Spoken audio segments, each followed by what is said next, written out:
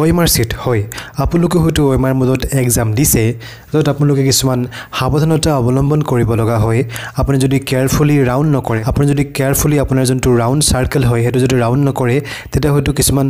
খেলিমেলি সৃষ্টি হৈ যাব পাৰে আজি আমাৰ ভিতৰত জানিম যে এটা OMR স্ক্যানাৰে কিদৰে আপোনাৰ কপিখন স্ক্যান কৰিব পাৰে গতিকে বলক ষ্টাৰ্ট কৰো আপোনালোকে যদি OMR এক্সাম দিছে আপোনালোকে হয়তো OMR সিটখনৰ ৰাইট সাইডে বা লেফট সাইডে বা ওপৰফালে কিছুমান কোড দেখিবলৈ পায় হয় যাক কোৱা হয় বাৰ কোড হয় আৰু এই বাৰ কোডটো সহায়ৰে স্ক্যানাৰটোৱে আপোনাৰ OMR খন স্ক্যান কৰি আপোনাৰ কম্পিউটাৰত সেভ কৰি যায় স্ক্যানাৰটোৰ লগত যোনটো আপোনাৰ কম্পিউটাৰ হয় সেই কম্পিউটাৰটো কানেক্টেড হৈ থাকে লিংক হৈ থাকে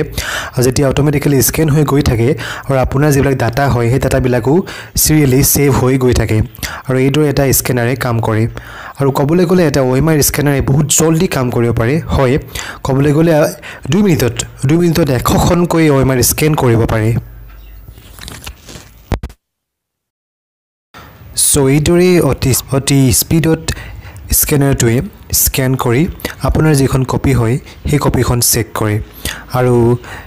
চেক কৰিবলৈ হলে এটা কপি হয় স্ক্যান কপিটো আপোনাৰ যোনটো কম্পিউটাৰ হয় সেই কম্পিউটাৰটোত এইদৰে সেভ হৈ গৈ থাকে দেখিছে সিৰিয়ালি সেভ হৈ গৈ থাকে গতিকে ভিডিওটো ভাল পালে যদি লাইক কমেন্ট আৰু শেয়াৰ কৰি দিব থ্যাংক ইউ